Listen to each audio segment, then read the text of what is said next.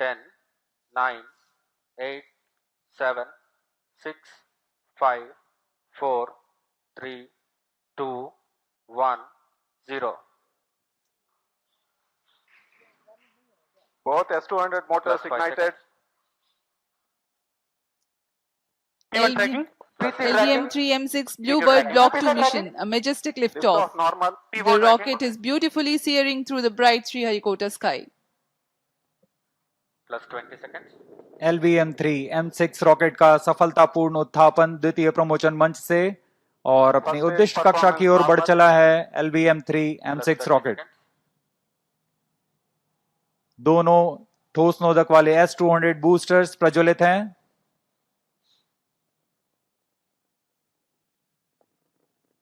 प्रथम चरण का कार्यकाल लगभग 126 सेकंड का होगा और इस दौरान यह लगभग 6000 किलो न्यूटन प्रणोद उत्पन्न कर रहे हैं। Very thrilling vibration at the launch base due to the thrusting of twin S200 motors. Plus 1 minute. Shato engine main auto. बहुत ही साफ नजारा देखने को मिल रहा है। यहाँ उपस्थित लोगों को बहुत ही रोमांच का अनुभव हो रहा होगा। बहुत दूर तक हम इस यान को देख पा रहे हैं और मुमकिन है कि प्रथम चरण का प्रतिगन भी देख सकेंगे। Each S200 motors generates 5,952 kilonewtons. Burn duration for present mission is 132.5 seconds.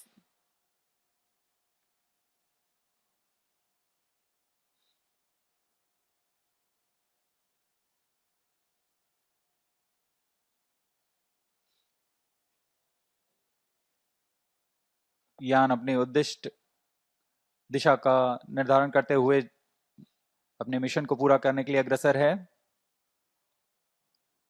We are 111 seconds into the flight. यहाँ इसकी पुष्टि हो चुकी है। द्वितीय चरण का प्रज्वलन शुरू हो चुका है जो कि L110 चरण है। इसका प्रज्वलन शुरू हो चुका है। अब दोनों स्ट्रैप ऑन बूस्टर्स और L110 चरण एक साथ प्रज्वलित हैं।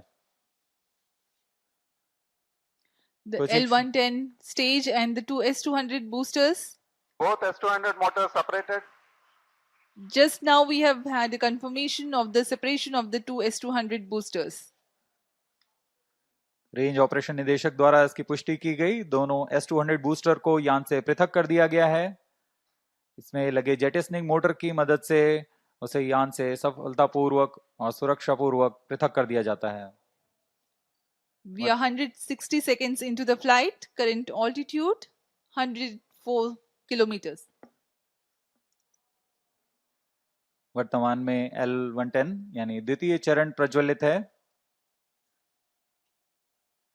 Payload fairing separated. Plus 3 minutes. Closed loop guidance initiated. यान से ऊष्मा कवच को पृथक कर दिया गया है। अब यान 123 किलोमीटर की ऊंचाई पर प्राप्त कर चुका है और वर्तमान में यान क्लोज लूप गाइडेंस के अंतर्गत स्वतः दिशा निर्धारण कर रहा है। The closed loop guidance has been initiated for LVM-3 launch vehicle. Hereafter, the rocket will use real-time data from onboard sensors to continuously correct its flight path. The payload fairing has been already jettisoned as the rocket has cleared the dense atmosphere. तरल नोदक पर आधारित यह चरण दो उच्च प्रणोद वाले विकास engine की मदद से कुल 1600 किलो न्यूटन का प्रणोद उत्पन्न करते हैं।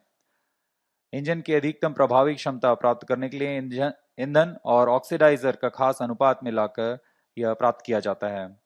इस चरण का प्रज्वलन का लगभग 200 सेकंड का होगा। इस चरण में यान में लगे एक्सेलेरोमीटर और जायरोस की मदद से इंजन जिम्बल किया जाता है और यह क्लोज लूप गाइडेंस के अंतर्गत अपनी दिशा निर्धारण करता है। First stage performance normal. The second stage L110 is continuing its operation. The two Vikas engines together generating 1600 kilonewton thrust. The tracking station at Shah Sriharikota continues to track.